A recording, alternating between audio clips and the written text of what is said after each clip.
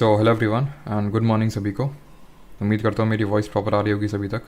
एक बार कंफर्म कर देंगे और फिर हम लोग स्टार्ट करते हैं आज का चैप्टर लेक्चर नंबर 5, जिसमें कि हम लोग देखेंगे फंडामेंटल राइट्स तक हम लोगों ने देख लिया था।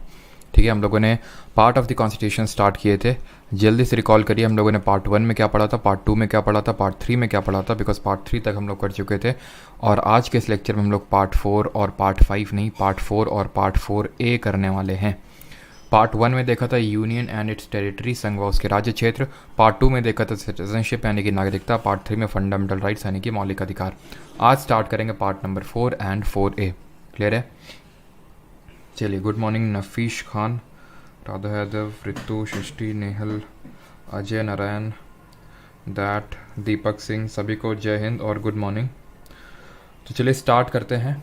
पार्ट नंबर 4 और 4A देखना है। ठीक है, तो यहाँ पे मैं स्टार्ट लेने वाला हूँ। ये आपके क्वेश्चंस हैं डीपीएसपी से, बिकॉज पार्ट नंबर 4 में हमारा डीपीएसपी ही दिया हुआ है, राज्य के नीति निर्देशक सिद्धांत दिए हुए हैं। तो पार्ट 3 तक हम लोगों ने देखा था क्या, पार्ट 3 तक हम लोगों ने मौलिक अधिकार देखे थे, फंडामेंटल राइट्स। PDF 4 में रॉन्ग है कुछ आंसर्स, मतलब बिल्कुल जॉय इनफ है वो। ठीक है, इनफ है। Good morning Krishna Kumar. चलो, तो यहाँ पे पार्ट 4 में हम लोग देखने वाले हैं डीपीएसपी यानी कि जिसको बोलते हैं directive principle of state policy, या फिर राज्य की नीति निर्देशक सिद्धांत। अब राज्य की नीति निर्देशक सिद्धांत देखने से पहले कुछ चीज़ें यहाँ पे कर लेते हैं, और वो चीज़ ये है कि पहले कुछ PPTs क्रिएट कर लेते हैं। ब्लैंक अभी सही है। देखिए, तो हम लोगों ने पार्ट 3 तक कर लिया था fundamental rights. Now part 4 under article number. अब आर्टिकल वहाँ पे कहाँ पे ख़त्म किया था, अगर हम बात करें फंडामेंटल राइट्स के मौलिक अधिकार, तो हम लोगों ने आर्टिकल नंबर 35 तक वहाँ पे ख़त्म कर लिया था। तो यानी कि यहाँ हमें स्टार्ट करना है आर्टिकल नंबर 36 से, और ये जाएगा आपका आर्टिकल नंबर 51 तक, 51 तक। पार्ट 4 में हमारा क्या कंटेंट है, DPSP directive principles of state policy, राज्य के नीति निर्देशक सिद्धांत। ये सिद्धांत हमने लिए हैं कॉन्स्टिट्यूशन ऑफ स्पेन से, नहीं, कॉन्स्टिट्यूशन ऑफ आयरलैंड। अब यहाँ पे कहीं कहीं भी आपको स्पेन भी देखने को मिल जाएगा, बिकॉज जो हमने आयरलैंड से लिए वो उसने स्पेन से लिए, बट वो इंपॉर्टेंट नहीं कि आयरलैंड ने किससे लिए, हमने किससे लिए, हमने आयरलैंड से इसको बोरो किया। और जल्दी से हम रिकॉल करते हैं कि हम लोगों ने आयरलैंड से और क्या क्या बोरो किया है। तो इसको याद करने के लिए हम लोगों ने रेड टेक्निक का यूज़ किया था। R से यानी याद किया था nomination of members in the Rajya Sabha, E से याद किया था election of president, and D से याद किया था डीपीएसपी। तो ये सारी चीज़ें हम लोगों ने ली है आयरलैंड के कॉन्स्टिट्यूशन से, पार्ट नंबर 4 आर्टिकल 36 से लेके 51। अब ये समझने की कोशिश करते हैं कि डीपीएसपी है क्या, और आर्टिकल बाय आर्टिकल आप इस पर्टिकुलर लेक्चर में याद करने वाले हैं। आपको आर्टिकल बाय आर्टिकल यहाँ पे मैं याद करवा दूंगा, और इसी लेक्चर में ही ना सिर्फ डीपीएसपी बल्कि फंडामेंटल ड्यूटी दोनों, ये तो आपका स्टोरी से मैं याद करवा दूंगा डीपीएसपी पूरी, और फंडामेंटल ड्यूटी मौलिक कर्तव्य की बात करूँ तो वो भी आपकी ट्रिक से यहीं पे आप याद करके जाएंगे, क्वेश्चन भी लगा के जाएंगे, ताकि आपको पूरी अश्योरिटी मिल जाए कि हाँ डीपीएसपी और जो फंडामेंटल ड्यूटी आपको फाइनली आ गया है, क्लियरली समझ में भी आ गया है, और जिस तरह से क्वेश्चन पूछा जाएगा वो भी आपको आ जाएगा, यानी आर्टिकल बाय आर्टिकल आपको चीज़ें याद हो जाएंगी। तो डीपीएसपी की अगर बात करें, अगर बहुत ज़्यादा हमें समझना नहीं है, बस आप इतना समझो कि ये राज्य को निर्देश मिले हुए हैं। अब यहाँ पे राज्य के नीति निर्देशक सिद्धांत, directive principle of state policy, तो यहाँ पे स्टेट या फिर राज्य का मतलब क्या है वो दिया हुआ है सबसे पहले आर्टिकल में, आर्टिकल नंबर 36। आर्टिकल 36 में लिखा हुआ है meaning of state, meaning of state, यानी जो स्टेट वर्ड यहाँ पे यूज़ किया गया है, राज्य शब्द यूज़ किया गया, उसका मतलब क्या है। और इसमें ये लिखा हुआ है कि इसका वही मतलब है जो article number, same as article number 12। Article 12 में हमने देखा था ना फंडामेंटल राइट्स स्टार्ट करने से पहले कि आर्टिकल नंबर 12 में फंडामेंटल राइट्स के जहाँ जहाँ फंडामेंटल राइट देखोगे वहाँ पे जहाँ स्टेट वर्ड यूज़ हुआ है उसका मतलब क्या है, उसका मतलब है सारा parliament, state legislature, central government, state government, local authorities, LIC, ONGC, यानी सारी गवर्नमेंट बॉडीज़, यानी सब कुछ आता है आर्टिकल 36 के तहत, कुछ भी बाकी नहीं है। फिर आर्टिकल 36 सिमिलर एज आर्टिकल 12 है। उसी तरह हमने देखा था आर्टिकल 13 क्या बोल रहा था, आर्टिकल 13 बोल रहा था कि any law made which is in contravention with the fundamental right shall be declared null and void, यानी कि अगर कोई भी कानून बनाया जाता है जो मौलिक अधिकार का उल्लंघन करता है तो उसको नल एंड वॉइड डिक्लेयर करने का पावर हमारी कोर्ट्स के पास है। उसी तरह अगर हम बात करें आर्टिकल नंबर 37 की, अब ऐसा नहीं कि आर्टिकल बाय आर्टिकल, बस इतने 2 आर्टिकल अभी के लिए आपको पढ़ लें। आर्टिकल 37 ये बोलता है they are non justiciable, they are non justiciable. तो ये डीपीएसपी है क्या, राज्य को, स्टेट को निर्देश मिले हुए, डायरेक्शन मिले हैं कि आपको ये करना है, आपको लोगों को काम देना है, लोगों के लिए अच्छी कंडीशन सिक्योर करनी है, आपको लिविंग वेज देना है ताकि उससे गुजारा हो सके, लोगों को अच्छी लाइफ इंश्योर करनी है। तो ये सारी चीज़ें दी हुई हैं। लेकिन जो हमारे कॉन्स्टिट्यूशन, क्योंकि ओरिजिनली ये पार्ट था कॉन्स्टिट्यूशन का, ऐसा नहीं कि इनको हमने अमेंडमेंट से ऐड किया, ओरिजिनली थी, कुछ थी इक्का दुक्का जो हम देखेंगे उनको अमेंडमेंट से भी ऐड किया गया, वो भी ट्रिक्स मैं आपको याद करवा दूंगा। लेकिन मेजॉरिटी हमारी ओरिजिनली कॉन्स्टिट्यूशन में कंटेंट थी, अनलाइक फंडामेंटल ड्यूटी जिनको हमने बाद में ऐड किया था। तो यानी कि हमारे जो फोर फादर्स थे, कॉन्स्टिट्यूशन फोर फादर्स जिन्होंने कॉन्स्टिट्यूशन संविधान बनाया, उनको भी इस बात का अंदाजा था कि इंडिया जस्ट अभी आज़ाद हुआ है, अंग्रेजों ने जम के लूट मचाई है, तो हमारा इंडिया, फिर हमारी जो इंडियन गवर्नमेंट इतनी फाइनेंशियली साउंड नहीं है कि वो सबको वर्क दे सकें, सबके लिए सारी एकदम अच्छी अच्छी चीज़ें कर सकें। लेकिन उन्होंने फिर भी इसको यहाँ पे क्यों रखा, ताकि आगे सरकार को यही कोशिश करते रहना है कि वो सारी डीपीएसपी को एक एक करके सिक्योर करे। जैसे कि अभी आज ही के लेक्चर में पढ़ेंगे, डीपीएसपी एक आर्टिकल नंबर 40 है, बोलता है कि पंचायत सेटअप करो। उसी को सेटअप करने के लिए फिर हमारे गवर्नमेंट ने 73rd अमेंडमेंट किया और पंचायत सेटअप को मैंडेटरी कर दिया।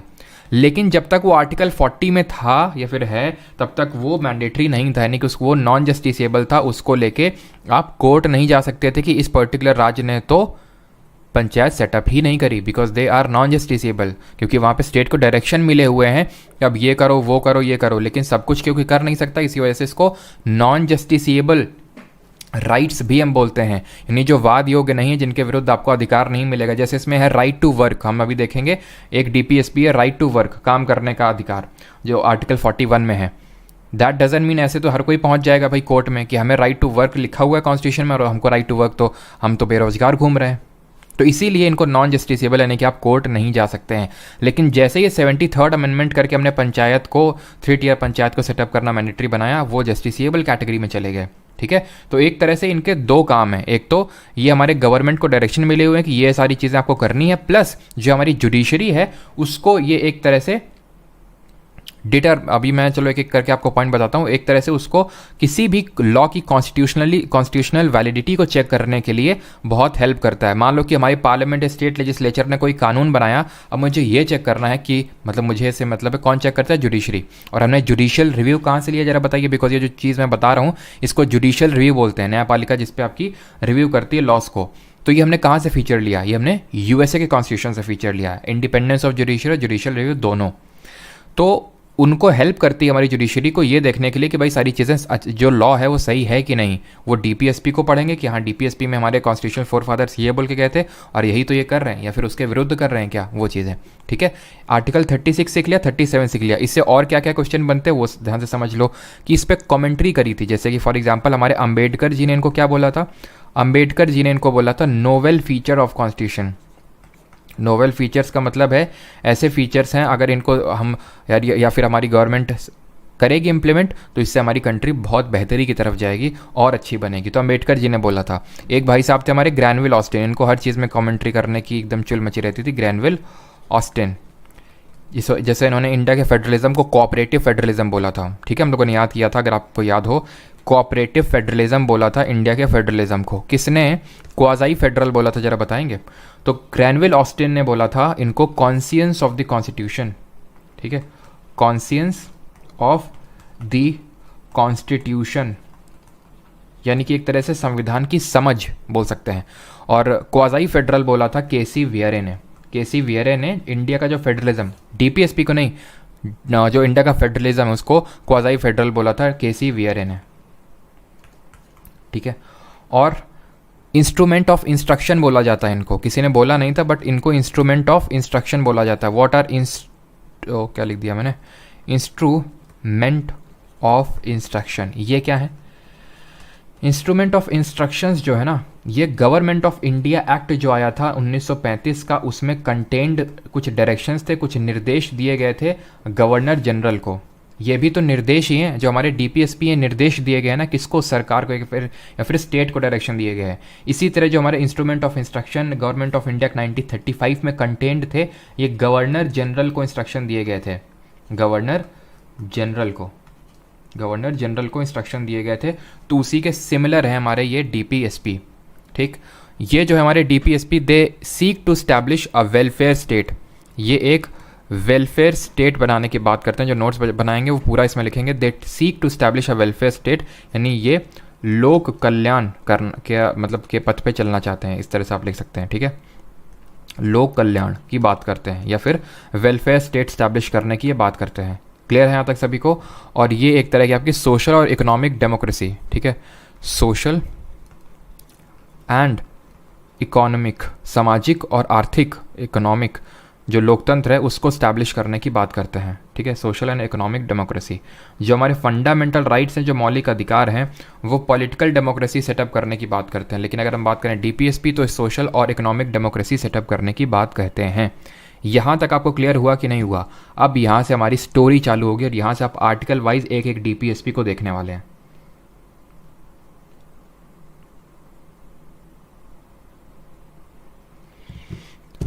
क्लियर हो गया यहाँ तक सभी को?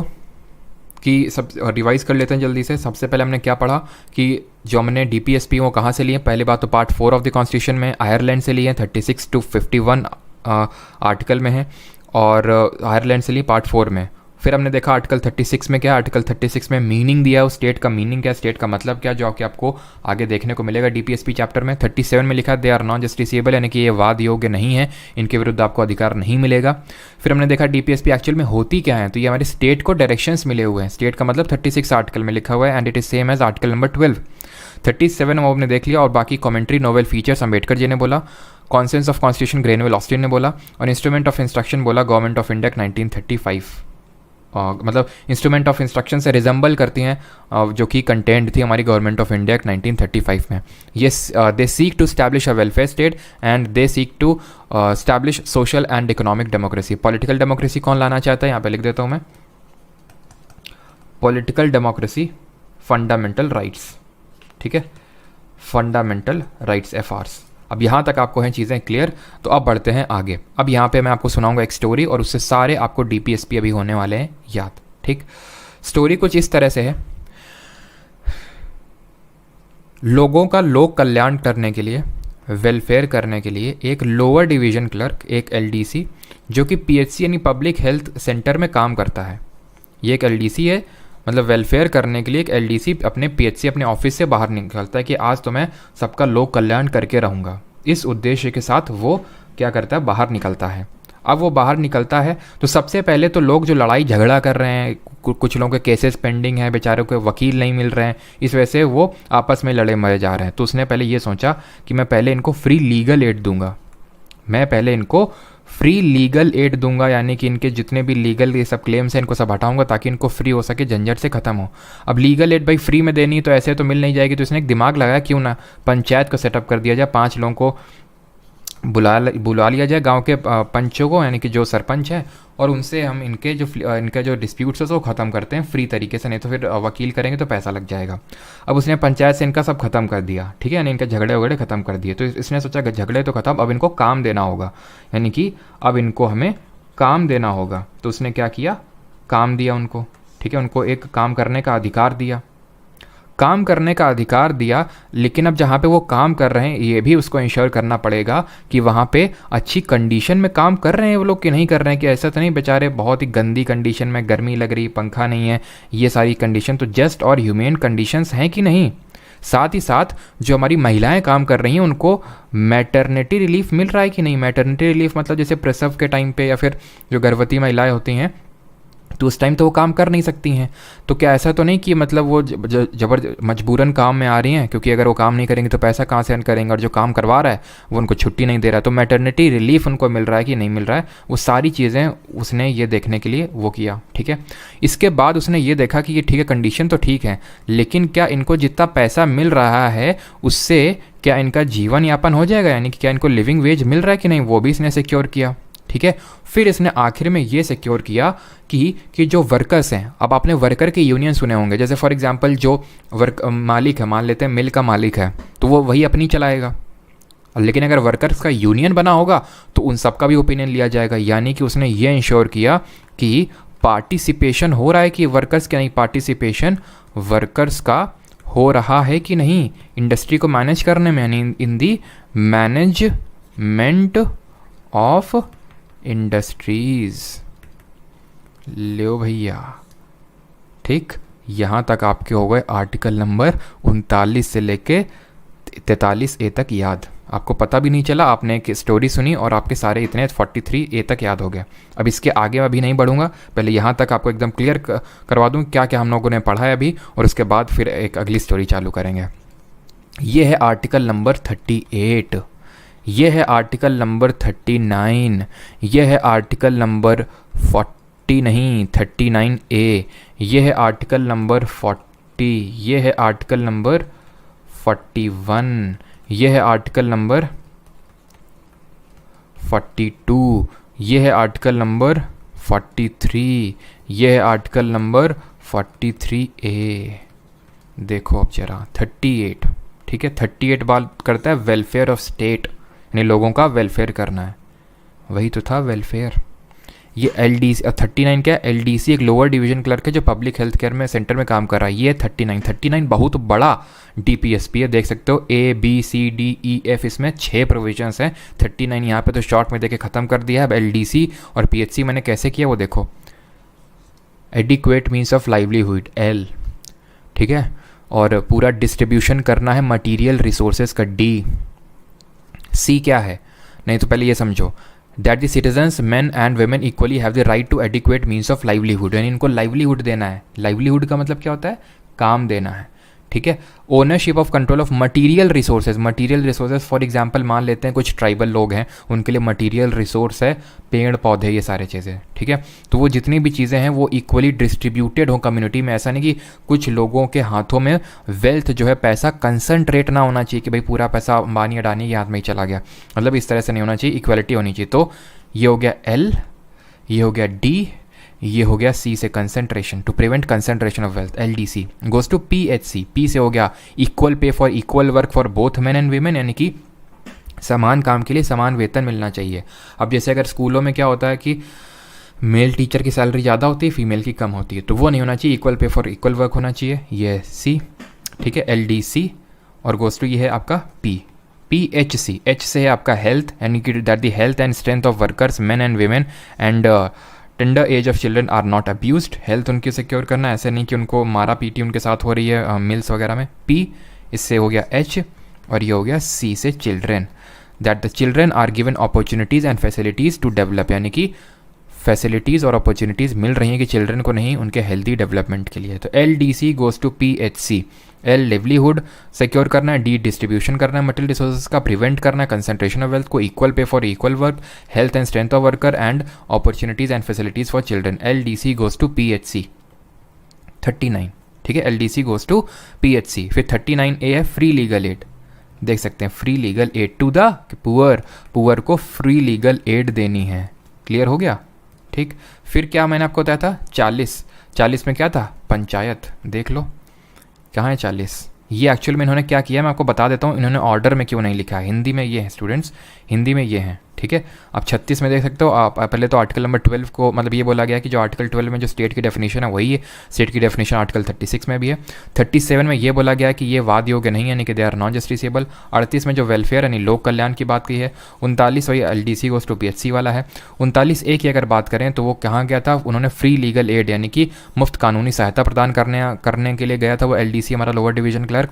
फिर उसने क्या किया था, उसके लिए ग्राम पंचायतों का संगठन किया था, आर्टिकल 40 ग्राम पंचायतों का संगठन, यहाँ पे आप देख सकते हैं आर्टिकल नंबर 40 ग्राम पंचायतों का संगठन, यानी कि टू सिक्योर या फिर टू स्टैब्लिश दी पंचायत, ये स्टेट करना है आपको। UPSC के आप प्रिपरेशन नहीं कर रहे हैं कि आपको एग्जैक्टली पतला एक एक वर्ड का पूरा डीप में मतलब पता होना चाहिए, बस इतना याद करिए जितना मैं आपको बता रहा हूँ, क्योंकि वही मैं बता रहा हूँ CDS में मुझे सिर्फ DPSP ख़त्म करने में एक पूरा लेक्चर लगा था और काफ़ी वो कॉम्प्रिहेंसिव, लेकिन जितना जहाँ पे नीड है उतना ही आपको करना चाहिए मेरे अकॉर्डिंग, ठीक है। तो आर्टिकल 40 बात करता है ग्राम पंचायतों के संगठन, यानी कि स्टेट को इंश्योर करना है टू इस्टेब्लिश दी ग्राम पंचायत। अब यहाँ पे इन्होंने क्या किया है, ये जो आप स्लाइड देख पा रहे हैं यहाँ पे, इन्होंने इसको 3 कैटेगरी में बांटा, सोशलिस्टिक, समाजवादी और गांधीयन, और लिबरल और इंटेलेक्चुअल। अब इन्होंने इस तरह से बांटा, इन्होंने एक्चुअल ऑर्डर में नहीं लिखा कि 38, 39, 39 के बाद 40 आना चाहिए था, 41, 42, 43 के बाद 43 के बाद 44, 45, 46 मिसिंग है। एक्चुअल में जो समाजवादी टाइप की डीपीएसपी उनको एक उसमें रखा है, ऑर्डर में एक साइड रखा है। गांधीयन वाली को जो गांधीयन आइडियोलॉजी से रिजेंबल करती है उनको एक साथ रखा है। लिबरल इंटेलेक्चुअल को एक साथ रखा है। ठीक है, कुछ किताब जैसे कि लक्ष्मीकांत उसमें भी इस तरह से दिया हुआ है। लेकिन इस चीज़ को याद रखिएगा, ये जो क्लासिफिकेशन ऑफ डीपीएसपी जो यहाँ दिया हुआ है, ये हमारे इस तरह से कॉन्स्टिट्यूशन में नहीं दिया हुआ है, नॉट गिवन इन कॉन्स्टिट्यूशन। ये जो क्लासिफिकेशन है ना, सोशलिस्टिक, गांधीयन, लिबरल, इंटेलेक्चुअल, आप मोस्टली जगह ऐसे ही देखोगे, ये हमारे कॉन्स्टिट्यूशन में क्लासिफिकेशन नहीं है।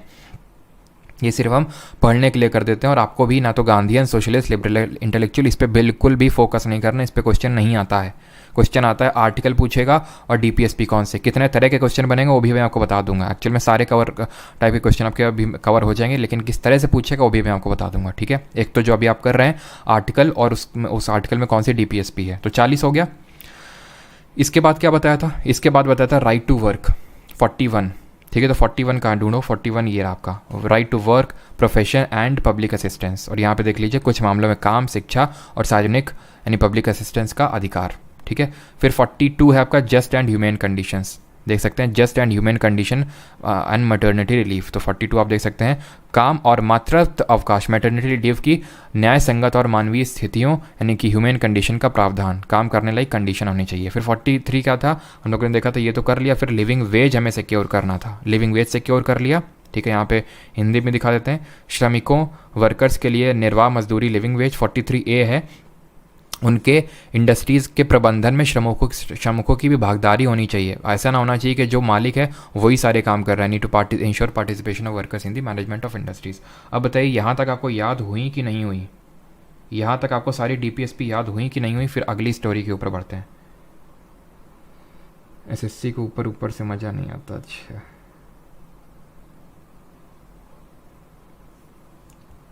चलो, यहाँ तक सभी को क्लियर है, आगे बढ़ें फिर। अब बात करते हैं आर्टिकल नंबर 44।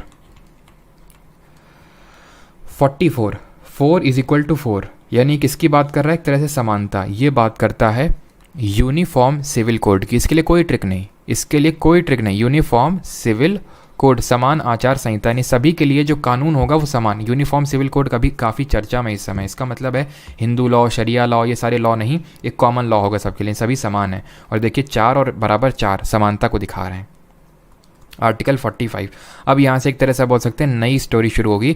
यहाँ तक देख लिए तो 43A तक, एक्चुअली 43B भी है आपका, वो चलो इसको भी ऐसे याद कर लो। इसके आगे 43A के आगे 43B है कि आपने वर्कर्स को इंडस्ट्री में मैनेज करवाया, उनको मतलब पार्टिसिपेट करवाया मैनेजमेंट करने को इंडस्ट्री को। और 43B में है साथ ही साथ उनके लिए आपने एक कोऑपरेटिव सोसाइटी फॉर्म करके दी उस एलडीसी ने। आखिरी काम जो उसने किया वो ये किया कि उसने एक सहकारी समिति उनको बना के दी। व्हाट इज़ कोऑपरेटिव सोसाइटी, जहाँ पे कुछ लोग इकट्ठा होते हैं अपनी हेल्प के लिए, आप बोल सकते हैं। वो कुछ जैसे उन्होंने कुछ पैसा पूल कर लिया उसमें, और किसी के जब फर्दर किसी को ज़रूरत पड़ती तो वहाँ से पैसा उसको दे दिया। तो एक तरह से वो है, एक तरह से अगर हम देखें तो कोऑपरेटिव सोसाइटी एक इंडस्ट्री को मैनेज करने से ही आप रिलेट उसको कर सकते हो। तो 43A के बाद 43B, और इनको किस अमेंडमेंट से ऐड किया गया तो वो हम एक ट्रिक्स याद करेंगे, वो भी एक साथ याद हो जाएंगे। तो यहाँ तक एलडीसी वाली स्टोरी खत्म हो गई। 44 यूनिफॉर्म सिविल कोड यानी समान आचार संहिता की बात करता है, ये हमें इसके लिए कोई ट्रिक की ज़रूरत नहीं। अब यहाँ से एक नई स्टोरी आप बोल सकते हैं स्टार्ट होगी। हमें कुछ बच्चे हैं उनको अर्ली चाइल्डहुड केयर देना है, बच्चों को अर्ली चाइल्डहुड केयर देना है। अर्ली चाइल्डहुड केयर देना, कौन से बच्चे, 0 से 6 साल तक के बच्चे हैं उनको अर्ली चाइल्डहुड केयर देना ताकि उनका अच्छा सा डेवलपमेंट हो सके। ठीक है, यही नहीं करना है प्लस, या तो उसी एलडीसी से रिलेट कर सकते हो कि उसने एक ये काम किया, उसके बाद उसने क्या किया, बच्चों को पकड़ा और बच्चों को उसने पढ़ाना स्टार्ट किया, यानी कि उनको अर्ली चाइल्डहुड केयर दी, उनका लालन पोषण किया। फिर 46 पे आते हैं। 46 उसने क्या किया, जब इनके बच्चों को पढ़ाने गया तो उसने देखा इनके जो माँ बाप हैं, या फिर ऐसे समझ सकते हो SC ST से कम्युनिटी से बिलोंग करते हैं, वो दलित कम्युनिटी से बिलोंग करते हैं। ठीक है, तो SC ST। ठीक है, फिर उसने देखा कि जो दलित कम्युनिटी से बिलोंग कर रहे हैं, उसके जो माँ बाप हैं वो इंटॉक्सिकेंट में इन्वॉल्व है, यानी दारू वगैरह बहुत पी रहे हैं, इंटॉक्सिकेंट्स में इन्वॉल्व हैं। और प्लस यही नहीं कर रहे हैं, उसके साथ साथ वो एक काम और कर रहे हैं कि वो गाय भैंसों को मार रहे हैं, यानी कि स्लॉटर कर रहे हैं काउज़ वगैरह का, स्लॉटर कर रहे हैं काउज़ का, गाय भैंसों को मार रहे हैं। फिर उसने कहा अब बस, अब और नहीं, अब मैं क्या करूँगा, अब इनसे अच्छे अच्छे काम करवाऊँगा। तो सबसे पहले उसने क्या किया, अब उसने एक काम करवाया कि उनसे मॉन्यूमेंट को प्रिजर्व करवाया। ठीक है, उसने टू प्रिजर्व मॉन्यूमेंट्स, यानी कि उसने मॉन्यूमेंट्स जो भी हमारे, जैसे मान लेते हैं रेड फोर्ट है, ताजमहल है, ये सारे उनको उससे पहले बोला कि जाओ वहाँ पे साफ़ सफाई करो, ये सारे काम करो, प्रोडक्टिव काम करो। और प्लस साथ साथ एनवायरनमेंट भी प्रोटेक्ट करवाया, और एनवायरनमेंट भी प्रोटेक्ट करवाया। ठीक है, क्यों करवाया सारी चीज़ें, ताकि पूरे विश्व में एक शांति फैल सके, यानी इंटरनेशनल पीस। या फिर ऐसे याद आ सकते हो, 51 रुपये का प्रसाद चढ़ाया शांति के लिए, इंटरनेशनल पीस। ले ख़त्म हो गया भैया, आर्टिकल 51 ख़त्म, 36 से 51 तक। स्टोरी में हो गया सब याद। अब देखो कैसे, ये तो 44 आज समान आचार संहिता की बात करता है, देख लो 44 यहाँ पे यूनिफॉर्म सिविल कोड कहाँ गया, नागरिकों के लिए समान आचार संहिता। 45 क्या, 6 वर्ष से कम आयु बच्चों के लिए प्रारंभिक देखभाल करना है, यानी कि 45 child care and elementary education up to 6 years, वही लिखा है यहाँ पे, early childhood care. SC ST क्या है 46, ये क्या बोल रहा है, ये बोल रहा है एम्पावरमेंट ऑफ SC ST, उनका एम्पावरमेंट करना है जो SC ST कम्युनिटी से लोग बिलोंग करते हैं, अनुसूचित जाति और अनुसूचित जनजाति। और वो क्या कर रहे थे, दारू वारू पी रहे थे ना। यानी कि 47 में क्या, पोषण के स्तर और जीवन स्तर को ऊपर उठाने और सार्वजनिक स्वास्थ्य को सुधारने का यहाँ पे राज्य को कर्तव्य दिया है। 47 में लिखा हुआ यहाँ पे आपका prohibition of intoxicant and drinking and drugs, यानी उनको इंटॉक्सिकेंट जो पी रहे हैं दारू और वो प्रिवेंट करवाओ, प्लस उनके लेवल को रेज करो, to raise the level of nutrition, यहाँ पे लिख लेना इसी में है, to raise level of nutrition. ठीक है, एक तो दारू नहीं पियेंगे, प्लस उनका न्यूट्रिशन को हमें रेस करवाना है। ठीक, स्लॉटर ऑफ काउज भी कर रहे थे लोग दारू पी के, स्लॉटर ऑफ काउ कर रहे थे, उसको प्रोहिबिट करना है, उसको करवाना है। और एनिमल हस्बेंड्री को प्रमोट करना है, स्लॉटर रुकवाओ, एनिमल हस्बेंड्री को प्रमोट कराओ, ताकि उनका और विकास हो एक तरह से, और उनको एक्स्ट्रा इनकम मिले। कृषि और पशुपालन का संगठन। और फिर हमने क्या करवाया था, फिर हमने ये करवाया था, ये तो था 47 आई थिंक, इसमें गलत तरह से लिखा है क्या हिंदी में, नहीं ठीक है, ठीक चलो। तो हमने क्या करवाया था, कृषि और पशुपालन का संगठन करवाया था। उसके बाद हमने पर्यावरण को प्रोटेक्ट करवाया था, और उनसे राष्ट्रीय महत्व के जो स्मारक थे, मॉन्यूमेंट्स थे, उनको क्या करवाया था, उनका संरक्षण करवाया था, उनसे ये प्रोडक्टिव काम करवाया था। आई थिंक मैंने गलती से यहाँ पे एनवायरनमेंट वो पहले लिख दिया है ना, एक सेकेंड, ऑर्डर कुछ गड़बड़ा गया है, रुको, ऑर्डर कुछ गड़बड़ा है। 46 तो ये, 46 ये, 47 में इंटॉक्सिकेंट, 48 में ठीक है एनिमल हस्बेंड्री, 48A होगा ये। ठीक है, एक सेकेंड, यहाँ पे चीज़ें थोड़ी सी गड़बड़ा गई हैं, एक सेकेंड, स्टोरी में मैंने ध्यान ही नहीं दिया। 48 में है टू प्रोटेक्ट एनवायरनमेंट, यानी मॉन्यूमेंट बाद में प्रोटेक्ट कराओ, पहले तो एनवायरनमेंट प्रोटेक्ट कराओ, टू प्रोटेक्ट एनवायरनमेंट। ठीक है, और यहाँ पे आपका 48A के बाद है 49 है मॉन्यूमेंट। ठीक है, मॉन्यूमेंट 50 यहाँ पे है। आई थिंक कुछ लोगों ने कमेंट में ऐड भी किया होगा, कमेंट मैंने देख नहीं रहा हूँ। ठीक है, पक्का मुझे पता है कमेंट में हल्ला गुल्ला हुआ होगा। आर्टिकल 50 है कि आपको जुडिशरी और एग्जीक्यूटिव को सेपरेट करना है। ठीक है, जुडिशरी और एग्जीक्यूटिव को सेपरेट करना है। स्लाइड लगी हुई है, नोट्स आपको मिल जाएगा, वो बस मैं शॉर्ट में लिख रहा हूँ याद करने के लिए। ठीक है, तो अपने जुडिशरी एग्जीक्यूटिव को सेपरेट करवाया और इंटरनेशनल पीस इंश्योर किया 51 रुपये का प्रसाद चढ़ा के। क्लियर है, तो यहाँ पे आप देख सकते हैं 48 के बाद 48 environment and forest and wildlife, 49 आपका मॉन्यूमेंट्स, और 50 आपका separation of judiciary and executive, और 51 है international peace and international cooperation. Clear हो गया आपका? मुझे पता है कमेंट में हुल्ला गुल्ला बिना हुए तो हुआ ही नहीं होगा, है ना। क्लियर हो गया, सबको याद हो गए, सारे DPSP याद हो गए?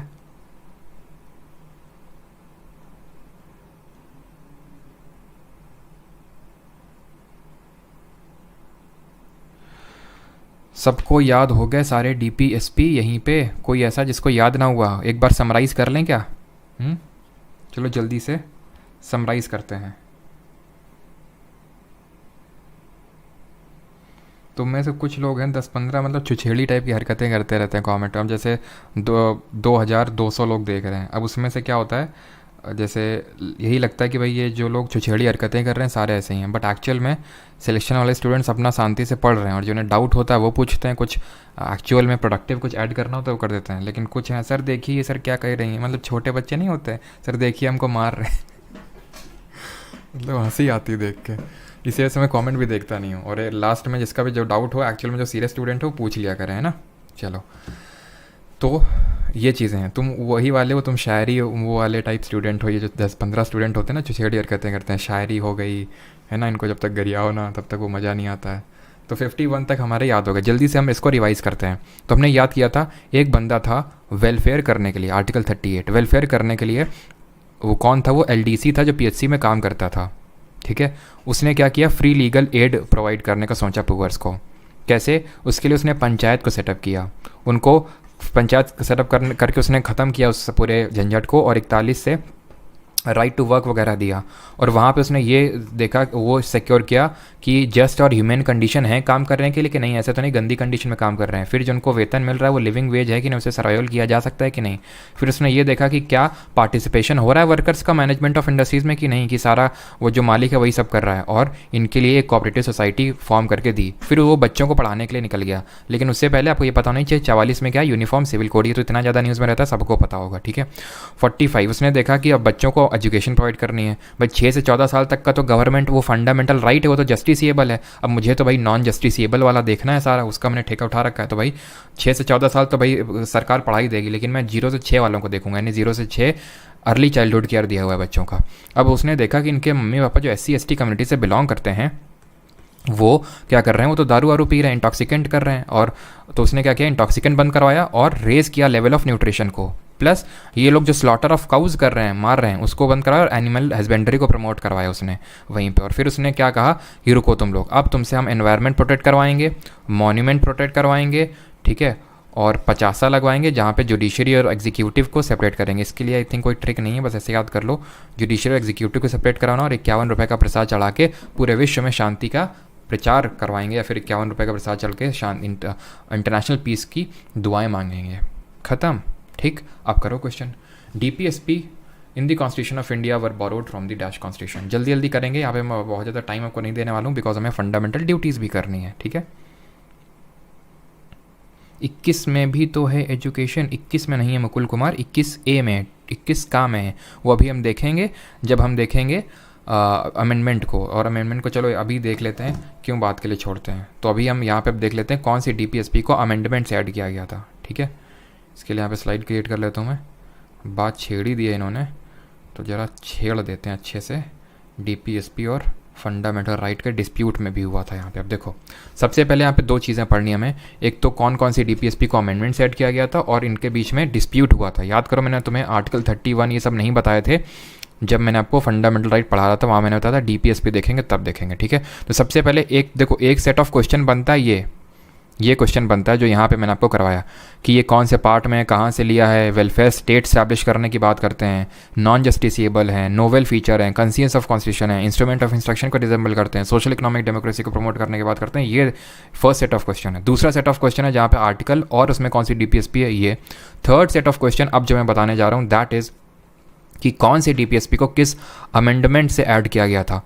DPSP ओरिजिनली हमारे कॉन्स्टिट्यूशन में कंटेंट थी, लेकिन इसमें फर्दर 4 अमेंडमेंट्स होते हैं। 42nd अमेंडमेंट होता है, 44th अमेंडमेंट होता है, ठीक है, 86th अमेंडमेंट होता है, और 97th अमेंडमेंट होता है।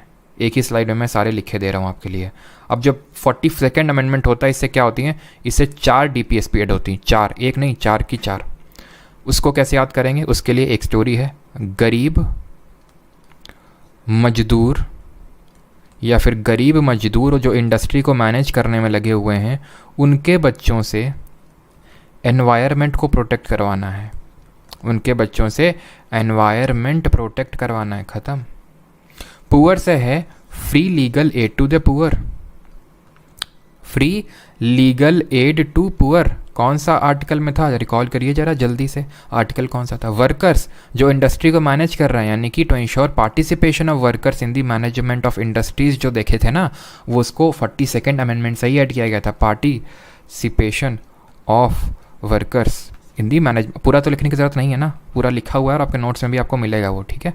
चाइल्ड से क्या है, चाइल्ड से है opportunities, opportunities for their healthy development, यानी to provide opportunity for the healthy development of children, opportunities for their healthy development, development. अब इन और एनवायरनमेंट से क्या था, टू प्रोटेक्ट एनवायरनमेंट, राइट। अब देख लेते हैं कौन सी आर्टिकल्स हमारे ये हैं। तो ये हमारा आर्टिकल नंबर 39A है, participation of workers in the management of industries 43A है, opportunities for the healthy development of children ये आर्टिकल नंबर 39 है, और एनवायरनमेंट वाला आर्टिकल नंबर 48A था। अब होगा क्या ना तुम्हारे साथ, जो मुझे लग रहा है कि जैसे फॉर एग्जाम्पल मैं तुमसे पूछूंगा कि ये DPSP किस में है, तो तुम पूरी स्टोरी याद करने लग जाओगे। अच्छा, वेलफेयर करने के लिए कल DC PHC से निकला, पंचायत गया, ये हुआ वो हुआ। इसलिए तुम करो क्या ना, बीच बीच में कुछ क्लू याद कर लो। जैसे कि तुम ये याद कर लो, तुम ये याद कर लो कि 45 में वो बंदा जो LDC था वो पढ़ाने गया था बच्चों को। तो अगर मैं तुमसे पूछ लूँगा कि to prevent the consumption of intoxicant कौन से आर्टिकल में, तुम बता पाओगे कैसे? तुम्हें पता है 45 में बच्चे और अगले वाले में बच्चों के जो SC ST माँ बाप थे, और वो अगले वाले में जो दारू पी रहे थे, 45 46 47, तो 47 में है। नहीं तो फिर तुम्हें पूरा 38 से स्टार्ट करना पड़ेगा। अब जैसे मैं तुमसे पूछ दूँ कि बताओ participation of workers in the management of industries किस में है, ठीक है। तो तुम कैसे याद करो, तुम या तो ये याद कर लो कि भाई पंचायत वाला 40 में है, तो फिर पंचायत सेटअप करके उनका डिस्प्यूट खत्म करवाया था। अच्छा, 40 के बाद 41 में क्या हुआ था, उनको राइट टू वर्क दिया था। 42 में क्या हुआ था, उनके लिए ह्यूमन कंडीशन। 43 में हुआ था लिविंग वेज, और यानी 43A में था। अब 43A क्यों है, क्योंकि अभी देखा अमेंडमेंट से हुआ है, और जहाँ पे भी आपको A B दिख जाए मतलब वो अमेंडमेंट से ही ऐड हुआ है, ठीक। बट दैट डजंट मीन कि जो अमेंडमेंट से हुआ है उसमें पक्का A B देखने को मिलेगा ही मिलेगा। जैसे इसमें कोई A B है नहीं है, क्योंकि 39 में बहुत सारे प्रोविजन है। LDC गोज टू PHC, उसमें जो C था, सॉरी उसमें जो जो C था लास्ट वाला, PHC वाला जो C था 39 सब क्लॉज जो F था हमारा 6 वाला, वो चाइल्ड के opportunity for their healthy development of children वाला ही आर्टिकल था हमारा, ठीक है। अब आते हैं 44th अमेंडमेंट से कौन सी हमारी DPSP ऐड हुई। ये DPSP ऐड हुई to minimize inequality in income, status and facility and opportunities, income status and facility। Sir ये तो हमने पढ़ी नहीं, ये एक्चुअल में आर्टिकल नंबर 38 के अंदर ही कंटेंड है। अनुच्छेद 38 यही बोलता है, क्या बोलता है, दो चीज़ें, to promote the welfare of people, यहाँ पे जो चीज़ लिखी हुई है, to promote the welfare of people and to minimize inequality in income status facility and opportunity. Income status facility and opportunity, to minimize, उसमें इनइक्वालिटी को मिनिमाइज करना है। और ये जो कंपोनेंट है टू मिनिमाइज इनइक्वालिटी, इसको हमने 44th अमेंडमेंट से ऐड किया था। याद कैसे रहे सर, मिनिमाइज इनइक्वालिटी को मिनिमाइज करना है, इक्वालिटी को बढ़ावा देना है। और 4 = 4, देखिए ये इक्वल है ना दोनों, 4 = 4 इक्वल है, याद हो गया। 86 भाई सबको याद है, हमने इससे याद किया था कि आर्टिकल नंबर 21A से इंसर्ट किया गया था जो 2002 में हुआ था। इसी से आर्टिकल नंबर 45 इस अमेंडमेंट से एक चीज़ फंडामेंटल राइट में चेंज की गई, एक चीज़ DPSP में चेंज करी गई, और एक चीज़ फंडामेंटल ड्यूटी में चेंज करी गई। पहले अनुच्छेद 45 में ये लिखा हुआ करता था कि बच्चों को प्राइमरी एजुकेशन दिलाना है, लेकिन क्योंकि वो नॉन जस्टिसिएबल था इसलिए उसको जस्टिसिएबल पार्ट में लाया मौलिक अधिकारों में, आर्टिकल नंबर 21A के तहत। 45 में बोला अर्ली चाइल्डहुड केयर, ठीक है, जो हमने अभी देखा अर्ली चाइल्डहुड केयर, और एक हमने इसको ऐड किया फंडामेंटल ड्यूटी में, मौलिक कर्तव्य में, वो हम देखेंगे लास्ट फंडामेंटल ड्यूटी 50 आर्टिकल, अभी चलो यहाँ पे लिख देता हूँ 51A सब क्लॉज के, इसमें ऐड किया कि गार्जियंस की ये ड्यूटी उसको दी कि 6 से 14 साल तक के अपने बच्चों को एजुकेशन देनी है। कंफ्यूज कैसे नहीं होंगे, अर्ली चाइल्डहुड केयर में भाई यहाँ पे तो 6 से 14 साल है, यहाँ भी 6 से 14 साल है, तो 0 से 6 वाले बच्चों को कौन ध्यान रखेगा, तो वो हमारा स्टेट ध्यान रखेगा, ठीक है। और क्योंकि जो हमारे छोटे बच्चे होते हैं 0 से 6 तब तक तो उनके मम्मी पापा ध्यान रखते हैं, सब घर से भी खूब प्यार मिलता है, लेकिन बड़े होने में बेचारों को डांट मिलती है। इसीलिए स्टेट ने बोला ठीक है 0 to 6 हम कर लेंगे। स्टेट ने बोला, जान गया, गार्जियंस को ड्यूटी 6 से 14 तक की दी, क्योंकि उसको पता है 0 से 6 तक गार्जियंस ध्यान रखेंगे, 0 से 6 तक तो ध्यान रखेंगे गार्जियंस लोग जो हैं, तो इसलिए उसने स्टेट ने बोला हम तुमको 6 से 14 तक की ड्यूटी देते हैं, हम तुम्हें प्राइमरी एजुकेशन का अधिकार देते हैं, बच्चों को स्कूल में एडमिशन कराओ, लेकिन तुम्हारी भी ये ड्यूटी बनती है, वो भी हम देखेंगे फंडामेंटल ड्यूटी। 97th जब भी अमेंडमेंट बात कर दे, ये है कोऑपरेटिव सोसाइटी से रिलेटेड, कोऑपरेटिव सोसाइटी यानी सहकारी समितियां, और आर्टिकल नंबर 43B। क्लियर हो गया, सारे अमेंडमेंट भी हमें याद हो गए। बस एक आखिरी चीज़ और, and that is fundamental right versus DPSP. मौलिक अधिकार और डीपीएसपी में एक दिन काफ़ी भयंकर लड़ाई हो गई। एक्चुअली में लड़ाई हुई हमारे पार्लियामेंट यानी कि देश के संसद और जुडिशरी यानी न्यायपालिका के बीच में। हुआ क्या, एक केस हुआ क्या था उसका नाम, चंपकम, हाँ चंपकम दोराई राजन केस, दोराई राजन केस हुआ एक। उसमें सुप्रीम कोर्ट ने बोला, दो चीज़ें बोली कि fundamental right would prevail over DPSP. ये जो लड़ाई स्टार्ट हुई चंपकम दोराई राजन से, जब इसने ये बोला चंपकम दोराई राजन में सुप्रीम कोर्ट ने कि मौलिक अधिकार राज्य की नीति निर्देशक तत्वों से ऊपर हैं। पूरी लड़ाई इसी बात की थी, कौन ऊपर कौन नीचे, यहाँ से स्टार्ट होती लड़ाई कि इसने बोला चंपकाई दो राजन में सुप्रीम कोर्ट ने एफआर ऊपर है डीपीएसपी से। और दूसरी चीज़ बोला कि आप फंडामेंटल राइट को पार्लियामेंट अमेंड कर सकते हैं, यानी एफआर आर अमेंडेबल, यानी इनको अमेंड किया जा सकता है। दूसरा एक फिर फर्दर केस हुआ, और हमने तो ये पढ़ ही रखा है कि हमारी जो जुडिशरी है वो अपने ही जो जजमेंट है उसको चेंज करने में माहिर है, वो कर सकती है, उसको पावर है, लेकिन हायर जजेस बेंच से उसको करना होता है ये काम। फिर उसने गोलकनाथ केस आया एक, चंपकम दोराई राजन हुआ था 1951 में, ठीक है, और उसने बोला मौलिक अधिकार अमेंडेबल है, तो इसने फिर फर्दर कर डाला, पहला अमेंडमेंट, चौथा अमेंडमेंट, 7th अमेंडमेंट उसने कर डाला। अमेंडमेंट और आर्टिकल्स जो पार्ट हैं एक साथ हम लास्ट में देखेंगे, अगर कुछ बच जाएंगे, क्योंकि हम पहले ही हम आर्टिकल करते आ रहे हैं। हमने आर्टिकल 1 से 4 अच्छे से देखा, फिर 5 से हमने सिटीजनशिप वाले देखे, बहुत ज़्यादा डीप में नहीं घुसे क्योंकि नीडेड नहीं था, फिर 12 से 35 तक देखे, अब 36 से 51 तक देख लिया, कुछ बचेगा तो देख लेंगे बाद में। अब ऐसे थोड़ी ना एक साथ आर्टिकल को ऐसे मिक्स फॉर्म में करना चाहिए, ठीक है, जैसे आपके बुक्स में दिया रहता है, बहुत गलत तरीका है वो। गोलकनाथ केस हुआ, गोलकनाथ केस हुआ 1967 में। इसमें बोला सुप्रीम कोर्ट ने हमारी कि पार्लियामेंट, मतलब बहुत बड़ी इसने बात कह दी कि parliament can not take away fundamental right, take away fundamental right, यानी कि गोलकनाथ में सुप्रीम कोर्ट ने एक तरह से ये बोल दिया कि पार्लियामेंट आर सैंक्रोसैंक्ट, पार्लियामेंट मतलब फंडामेंटल राइट्स आर सैंक्रोसैंक्ट, मौलिक अधिकार परमानेंट है, पवित्र हैं, उनको कोई छू ही नहीं सकता, पार्लियामेंट नहीं छीन सकता है। पार्लियामेंट गया गुस्सा, पार्लियामेंट गुस्सा आ गया, उसने क्या किया, उसने तुरंत आओ देखा ना ताओ देखा 24th अमेंडमेंट कर डाला उसने, और 24th अमेंडमेंट करके उसने खुद को ये पावर दे दी, खुद को ये मैं शक्ति देता हूँ कि पार्लियामेंट, मतलब पार्लियामेंट ने 24th अमेंडमेंट किया क्योंकि अमेंडमेंट पार्लियामेंट ही कर सकता है, और खुद ही को ये पावर दे दी कि parliament can amend any fundamental right.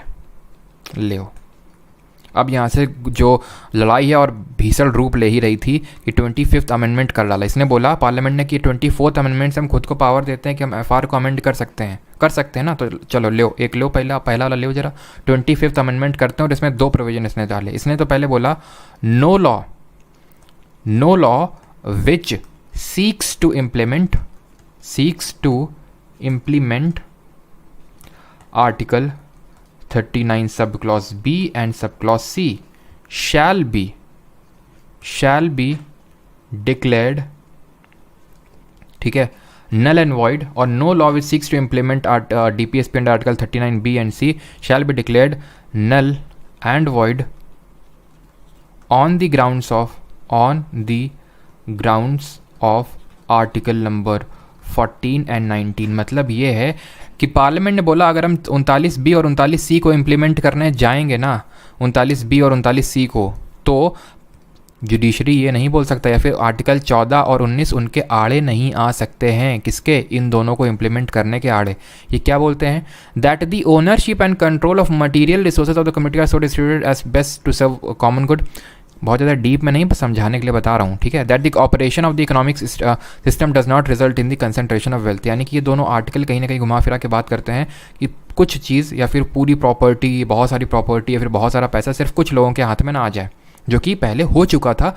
ज़मींदारी system की वजह से बहुत सारी ज़मीन ज़मींदार के पास आ गई थी। तो अगर कल को ये इम्प्लीमेंट करने जाती है हमारी पार्लियामेंट ये डीपीएसपी को, तो लोग यही हवाला देने लगते हैं। आर्टिकल 14 राइट टू इक्वलिटी बात करता है, article number 19 sub clause F right to property की बात करता था, क्योंकि तब तो रिमूव हुआ नहीं था। याद करो 44th अमेंडमेंट से रिमूव हुआ था ये, और ये 25th अमेंडमेंट की हम बात कर रहे हैं, तो तब तो रिमूव हुआ नहीं था। तो पार्लियामेंट को लगा कि अगर हम इनको इम्प्लीमेंट करेंगे और एक सीलिंग निर्धारित कर देंगे कि कोई इतने ज़मीन से ज़्यादा रख नहीं सकता है, तो तुरंत उछल के लोग चले जाएंगे सुप्रीम कोर्ट के पास आर्टिकल 14 और 19 का हवाला देते हुए, हमारे पास राइट टू प्रॉपर्टी, हमारे पास राइट टू इक्वलिटी। तो उसने यही बोला 25th अमेंडमेंट ने कि जब हम इसको करेंगे ना 39 बी और सी को इम्प्लीमेंट, तो 14 और 19 आड़े नहीं आने चाहिए। और दूसरी चीज़ हम बोलते हैं कि इस पर जुडिशरी रिव्यू नहीं कर सकती, नहीं, no such law shall be question in any court, questioned in any court, यानी किसी भी कोर्ट में इस लॉ को क्वेश्चन नहीं किया जा सकता, यानी सवाल तक नहीं उठाया जा सकता है।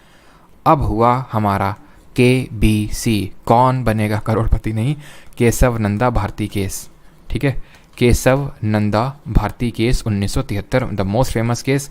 13 जजेस बेंच, अब तक की ऑलमोस्ट सबसे ज़्यादा जजेस बेंच बैठी थी इसमें 1973 में। इसमें इसने बोला कि बेटा पार्लियामेंट, ठीक है, तुम फंडामेंटल राइट को अमेंड कर सकते हो। तो तुम बोले ना 24th अमेंडमेंट से कि हम कर सकते हैं कोई, हम ठीक है, हम गोलकनाथ में जो हमसे गलती हो गई कि हमने ये बोल दिया कि हम तुम अमेंड नहीं कर सकते FR को, हम गलती हो गई। और जो तुमने 24th अमेंडमेंट में बात कही हम उसको मानते हैं पूरी तरह से कि तुम कर सकते हो, लेकिन एक चीज़ का ध्यान रखना कि बेसिक स्ट्रक्चर को मत छूना, और बेसिक स्ट्रक्चर में ये सारी चीज़ें हैं, ठीक बेटा। ये रही 24th अमेंडमेंट से चीज़। दूसरी चीज़ सुनो बेटा, 25th अमेंडमेंट से। 25th अमेंडमेंट में पहली चीज़ तो हम तुम्हारी मानते हैं, दूसरे बिल्कुल नहीं मानते हैं, क्योंकि हम यहाँ घुइयाँ छील लें बैठ के। किस लिए हमें बनाया गया है? ताकि हम लॉ को क्वेश्चन कोई कर सके और लॉ पे हम रिव्यू कर सकें कि सही है कि गलत है। तो हम घुइयाँ छीलने के लिए नहीं बैठे, इसलिए पहला वाला तो कॉन्स्टिट्यूशनल और दूसरा वाला तुम्हारा अनकॉन्स्टिट्यूशनल डिक्लेयर करते हैं हम। यानी इसने ये बोला कि FR कैन बी अमेंडेड, यानी मौलिक अधिकारों में संविधान संशोधन किया जा सकता है, बट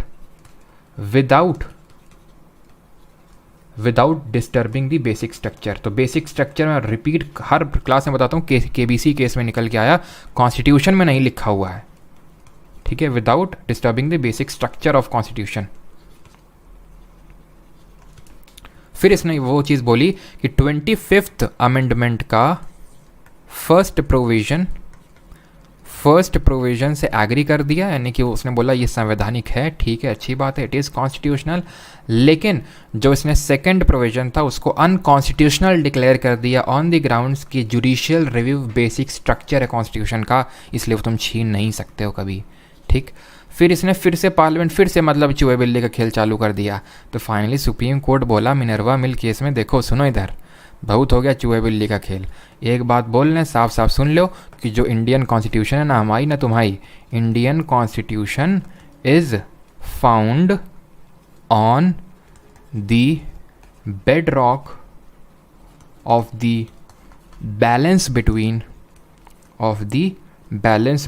FR एंड DPSP, यानी कि जो हमारा संविधान है वो मौलिक अधिकार और राज्य की नीति ने जैसे सिद्धांतों के बैलेंस पे टिका हुआ है, यानी कि ना तो FR ऊपर है ना DPSP ऊपर है, दोनों बैलेंस में। तो फाइनली आपको यही चीज़ याद रखनी है कि FR can be amended without disturbing the basic structure, and judicial review एक बेसिक स्ट्रक्चर है कॉन्स्टिट्यूशन का, और कि हमारा जो ना तो मौलिक अधिकार ऊपर है ना तो DPSP ऊपर है, दोनों बराबर हैं। आई होप यहाँ तक सभी को क्लियर हो गया होगा। अब क्वेश्चन को अटेम्प्ट करिए। DPSP in the constitution of India were borrow, जल्दी जल्दी करना है आपको, ठीक है। DPSP कहाँ से बोरो किया गया? चलिए, तो ये कहाँ से बोरो किया गया? आयरलैंड कॉन्स्टिट्यूशन से, उन्होंने स्पेन से किया। 18th number. DPSP कौन से पार्ट में है? जल्दी जल्दी।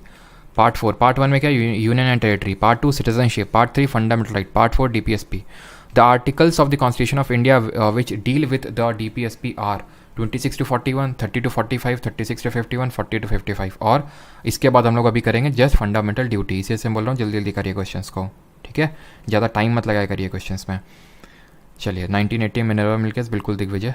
तो 36 to 51, which of the following is not included in DPSP of the constitution? कौन से इंक्लूडेड नहीं है, जल्दी से बताइए। Equal pay for equal work, right, equal justice and free legal aid to the poor, organisation of village panchayat, right to information. बहुत आसान है, राइट टू इन्फॉर्मेशन कुछ हमने पढ़ा है? नहीं पढ़ा है। Equal pay for equal work पढ़ा है हमने आर्टिकल नंबर 39 में, याद करिए। LDC goes to PHC, P का मतलब यही, equal pay for equal work, समान काम के लिए समान वेतन, ठीक है। राइट टू इन्फॉर्मेशन RTI ये हम लोगों ने नहीं पढ़ा है DPSP के तहत।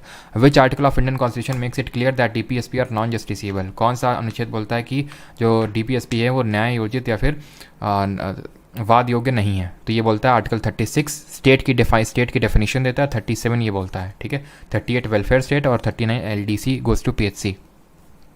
विच of the following concerns has found a place in both FDs? और अभी FD तो आपको ऐसे याद होंगी ना, और FD से बताने की ज़रूरत है नहीं है, हर एग्जाम में क्वेश्चन पूछा जाता है, चाहे कुछ भी एग्जाम हो जाए, वो आर्टिकल दे देगा 51A सब क्लॉज सी में क्या है, 51A सब क्लॉज एफ में क्या है, और या फिर कोई DPSP दे देगा इसका एग्जैक्ट आर्टिकल बताओ। वो आज के बाद भूलेंगे नहीं आप कभी, ठीक है। तो पहले इनको जल्दी से कर लेते हैं। तो दोनों चीज़ें, मतलब इनमें से कौन सी चीज़ है जो DPSP में भी दी गई हुई है और FD में भी दी गई है, फंडामेंटल ड्यूटी में। तो अभी हमने फंडामेंटल ड्यूटी नहीं पढ़ी है, लेकिन इसको तो एलिमिनेट कर ही सकते हैं क्योंकि इसको हमने DPSP में नहीं पढ़ा है, ठीक है। पूछ रहा है दोनों में कौन सी चीज़ है, तो ये तो हमने DPSP में पढ़ा ही नहीं है। Protection on improvement of environment forest and wild life, ये DPSP में पढ़ा है, ठीक है। प्रमोशन ऑफ कोऑपरेटिव सोसाइटी, ये भी DPSP में पढ़ा है। Respect for the rich heritage of composite culture, ये भी DPSP में पढ़ा एक तरह से। ये सॉरी टू ओके ठीक है, ये हमने DPSP में नहीं पढ़ा बिकॉज हमने मॉन्यूमेंट्स पढ़ा है, मॉन्यूमेंट कंपोजिट कल्चर इस तरह से नहीं पढ़ा है। यानी एटलीस्ट ये बोल सकता हूँ A और C तो होगा ही नहीं, इसका आंसर B होगा, क्योंकि अभी हम फंडामेंटल ड्यूटी में देखेंगे कि जिस तरह DPSP में स्टेट को डायरेक्शन दिया हुआ है कि आपको एनवायरमेंट प्रोटेक्ट करना, उसी तरह फंडामेंटल ड्यूटी में एक सिटीजन को डायरेक्शन दिया गया हुआ है कि उसको एनवायरमेंट को प्रोटेक्ट करना है। 23 which among the following articles was added as a DPSP by the 44th amendment, बताइए जरा जल्दी से बताइए 44th अमेंडमेंट से किसको ऐड किया। 4 इज इक्वल टू 4 यानी कि इक्वालिटी, यानी कि to minimize inequality in income status facility. फिर मैंने बताया आर्टिकल 38 वेलफेयर की बात करता है, और वेलफेयर आप किस तरह से करेंगे, वेलफेयर आप इक्वालिटी प्रमोट करके करेंगे। Article 38 39 LDC goes to PHC। 43A participation of workers in the management of industries. 48A ये आपका 42nd अमेंडमेंट से ऐड किया गया था, और ये एनवायरनमेंट से रिलेटेड है आपकी, ये भी 42nd अमेंडमेंट से ऐड किया गया था, ठीक है। और ये वाला जो है कि ठीक है आर्टिकल 38 जो कि minimise inequality in income status and facility and opportunity. Which article of Indian constitution says that it is the duty of every citizen to protect monument and places of historical importance, बताइए। It is the duty of every Indian citizen to protect, duty ये citizen की नहीं यार, यहाँ पे गलत लिखा हुआ है, duty of every Indian citizen नहीं, यहाँ पे स्टेट को डायरेक्शन दिया हुआ है ये, ठीक है। इसको करेक्ट करिए, which article says it is the duty of state आप बोल सकते हैं, ठीक है। ये स्टेट को डायरेक्शन दिए हुए हैं मॉन्यूमेंट्स को प्रोटेक्ट करने का, और ये article number 49 option number B, ठीक है। 25 which of the following are correct regarding DPSP, इनमें से कौन सा सही है DPSP के संबंध में, राज्य की नीति निर्देशक सिद्धांतों के संबंध में। They act as instrument of instruction, बिल्कुल सही है। They are borrowed from constitution of Ireland, they are non justiciable, बिल्कुल सही है। सिर्फ हमारे फंडामेंटल राइट ही जस्टिसिएबल हैं, और इसके अलावा DPSP हो गया, प्रियम्बल हो गया, और अभी हम फंडामेंटल ड्यूटी देखेंगे, कोई भी जस्टिसिएबल नहीं है। तो ऑल ऑफ द अबव ऊपर के सभी। 26 ये पूछा गया भारत के संविधान में निम्नलिखित भागों में से किसमें कल्याणकारी राज्यों की अवधारणा है, यानी कि कौन वेलफेयर स्टेट एस्टैब्लिश करने की बात करता है, प्रियम्बल, FR, DPSP या फिर 4th शेड्यूल। आंसर क्या होगा, DPSP। 27 DPSP are like a cheque on a blank payable at the convenience of the bank, राज्य की नीति निर्देशक सिद्धांत बैंक के एक चेक की तरह हैं जो बैंक को सुविधानुसार दे हैं। देखिए तो ये बोला था अंबेडकर जी ने, तो क्या बोला था हमने देखा, नोवेल फीचर्स हैं, ठीक है। मुंशी जी से क्या याद आना चाहिए, मुंशी जी से याद आना चाहिए ड्राफ्टिंग कमेटी के मेंबर थे और बिजनेस एडवाइजरी कमेटी के चेयरमैन थे ये, ठीक है। आंसर होगा इसका प्रोफेसर KT शाह ने ये बोला था। आखिरी क्वेश्चन है आपका DPSP में, the constitution is silent in the DPSP about what, constitution में हमारे संविधान में राज्य की नीति निर्देशक सिद्धांत के बारे में कौन सा नहीं है। अडल्ट एजुकेशन के बारे में, living wage for workers, free legal aid to poor, या फिर primary education to children till they complete the age of 16 years. तो ऑब्वियस सी बात है लिविंग वेज फॉर वर्कर्स है, आर्टिकल नंबर 43 रिकॉल करिए। फ्री लीगल एड पुअर देनी है उनको, वो कैसे दिया था उसने, सबसे पहले जब वो निकला था अपने PHC से बाहर, 39A। प्राइमरी एजुकेशन ये 6 ईयर्स होगा, 16 नहीं, ठीक है, 6 ईयर्स होगा यहाँ पे। ये आपका आर्टिकल नंबर 45, इसमें आपका अडल्ट एजुकेशन के बारे में चीज़ नहीं दी हुई है। अब जितने क्वेश्चन हैं आपके 2 क्वेश्चन ये आप खुद से करेंगे, आपको PPT मिल जाएगी बैच में जब वहाँ पे अपलोड करूँगा। अब यहाँ पे हम आते हैं फंडामेंटल ड्यूटी में, मौलिक कर्तव्यों में। तो हुआ क्या, इंदिरा गांधी जी हमारी बहुत ही स्ट्रिक्ट टाइप की लेडी थी, एकदम हिटलर दीदी बोल सकते हैं ठीक है। तो हमारी हिटलर दीदी टाइप ये थी, और इन्होंने क्या किया कि लोग बहुत फंडामेंटल राइट्स का मजा उठा रहे हैं, इनको ज़रा ड्यूटी भी दो। उस समय के डिफेंस मिनिस्टर को इन्होंने अपने कैबिनेट में बोला, उनका नाम था सरदार सोरन सिंह, ठीक है। तो सरदार सोरन सिंह को बोला कि तुम एक काम करो, तुम डिफेंस छोड़ो, पहले ये देखो कि लोग को ड्यूटी क्या देनी चाहिए, क्या क्या इनको ड्यूटीज़ देनी चाहिए। सरदार सोरन सिंह ने सोचा यार जल्दी काम निपटाते हैं, देखते हैं किसी और कंट्री की है क्या। तो इन्होंने देखा हाँ यार USSR में तो है, अर्स्ट जो यूएसएसआर हुआ था, जो अभी प्रेजेंट टाइम में रशिया है एक तरह से बोल सकते हैं। तो उसमें फंडामेंटल ड्यूटी थी, इन्होंने कुछ छांटी और कुछ अपने हिसाब से ऐड करी और टोटल 8 रिकमेंड करी। 8 ड्यूटीज़ इन्होंने रिकमेंड करी कि ये फंडामेंटल ड्यूटी मैडम जी दे दो लोगों को। मैडम जी को बोला, मैडम जी ने बोला कि जो तुम बोल रहे हो ठीक तो है, लेकिन इनमें से कुछ हमारे पसंद नहीं है। जैसे तुम बोल रहे हो कि लोगों को टैक्स पे करना एक ड्यूटी होनी चाहिए, ये हमें पसंद नहीं है। दूसरी कि अगर लोग फंडामेंटल ड्यूटी नहीं मानते हैं तो उनको कोर्ट में मतलब उनको पनिशमेंट भी उनके लिए एक रखा जाएगा, तो ये चीज़ें हम नहीं मानते हैं। तुम जो 8 रिकमेंड करते हो उसमें से इन्होंने 5 ले ली, 5 अपने आप से एक तरह से ऐड कर दी, टोटल 10 ड्यूटीज़ ऐड कर दी, टोटल 10 ड्यूटीज़ वर एडेड। अब फंडामेंटल अब ये हम कोई चीज़ ऐड कर रहे हैं, कोई किसी चीज़ को ऐड कर रहे हैं, किसी चीज़ को हटा रहे हैं कॉन्स्टिट्यूशन से, तो कैसे करते हैं? अमेंडमेंट से करते हैं। तो ये जो टोटल हमारी 10 फंडामेंटल ड्यूटीज़ हैं, ये अगर कॉन्स्टिट्यूशन में ऐड हुई तो कोई अमेंडमेंट किया गया होगा, and that amendment was 42nd constitutional amendment, जिसको कि मिनी कॉन्स्टिट्यूशन बोलते हैं। इतनी सारी चीज़ें ऐड हुई थी फंडामेंटल ड्यूटी, यानी कि इससे हमें एक चीज़ सीखने को मिलती है कि फंडामेंटल ड्यूटीज़ जो थी were not originally the part of constitution, यानी कि मूलतः हमारे संविधान का हिस्सा नहीं थी, पार्ट ऑफ कॉन्स्टिट्यूशन, क्योंकि इनको हमने ऐड किया फिर 42nd अमेंडमेंट से सारी की सारी 10 ड्यूटीज़ को। 42nd अमेंडमेंट कौन सी कमेटी की रिकमेंडेशन पे? सरदार सरोन सिंह कमेटी की रिकमेंडेशन पे। कहाँ पे जोड़ा? तो हमने ये देखा कि भाई फंडामेंटल राइट के बाद डीपीएसपी भी एक तरह के राइट ही हैं, अधिकार हैं, बट नॉन जस्टिसिएबल राइट्स हैं वो हमारे। तो उन्होंने सोचा कि इसी के साथ ही ऐड कर देते हैं फंडामेंटल ड्यूटी को। तो उन्होंने बोला कि पार्ट 3 में राइट है, पार्ट 4 में डीपीएसपी है, तो चलो पार्ट 5 में तो पहले से ही यूनियन घुसा पड़ा था तो उसमें तो डालते नहीं, ठीक है। तो हमने क्या किया, पार्ट 4 और पार्ट 5 के बीच में पार्ट 4A कर दिया। तो इसको ऐड किया गया इनको पार्ट नंबर 4A में, भाग नंबर 4 का में, और एक ही आर्टिकल में सारी की सारी हमने डाल दी ड्यूटीज़, और वो आर्टिकल था 51A।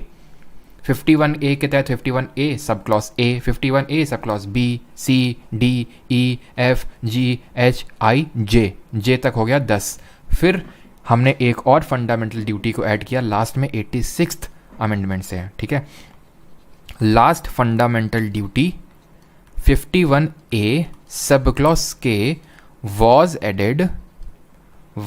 added through 86th constitutional amendment of 2002।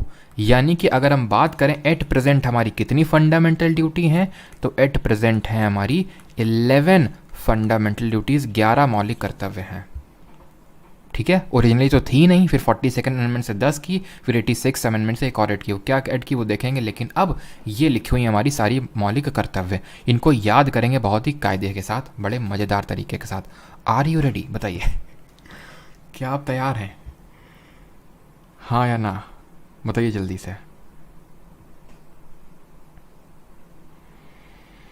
Notes कहाँ मिलेंगे? तो नोट्स के लिए मैं आपको एप्लीकेशन पे मिलेंगे, परमार एकेडमी ऐप पे। इसके रिगार्डिंग मैं लास्ट में बता दूंगा, एक नंबर भी दे दूंगा, क्वेरी नंबर, वो मेरा नंबर नहीं होगा, ठीक है। जिन लोगों को कुछ भी पूछना है बैच से रिलेटेड या फिर कुछ भी, तो उस नंबर पे पूछ सकते हैं। बाकी तो पूछने से पहले आप वीडियो चेक करेंगे, ज़्यादा सही रहेगा, बिकॉज आप मैसेज करेंगे, व्हाट्सएप ही अलाउड होगा उसमें, फिर उसमें पता नहीं कब मैसेज आएगा। इससे अच्छा बेटर है कि आप वीडियोस देख लें, उसमें सारी चीज़ें आपको पता चल जाएंगी। लेकिन खैर अभी मेन टॉपिक पे आते हैं। देखो, तो ये ड्यूटीज़ याद करते हैं। तो ये हमारी कौन सी ड्यूटी है बताने की ज़रूरत नहीं होनी चाहिए। 51A सारी कॉमन है, 51A सब क्लॉज A, ठीक है। तो मैं बार बार 51A इस तरह से नहीं लिखूंगा, आप ये समझ लीजिए कि सारी 51A के तहत हैं, ये 51A सब क्लॉज A है, ठीक है। A से हो गया अबाइड, A से हो गया एंथम, यानी कि पहली ड्यूटी ये बोल रही to abide by the constitution, respect its ideals, institutions and national flag and national anthem, यानी कि प्रत्येक नागरिक का यह कर्तव्य होगा कि वह संविधान का पालन करे और उसके आदर्शों, संस्थाओं और राष्ट्रीय ध्वज का और राष्ट्रगान का आदर करे। क्लियर। बी से भगत सिंह, यानी कि to cherish and follow the noble ideals which inspired our national struggle for freedom, यानी कि स्वतंत्रता के लिए हमारे राष्ट्रीय आंदोलन को प्रेरित करने वाले उच्च आदर्शों को हृदय में संजोए रखें, उनका पालन करें।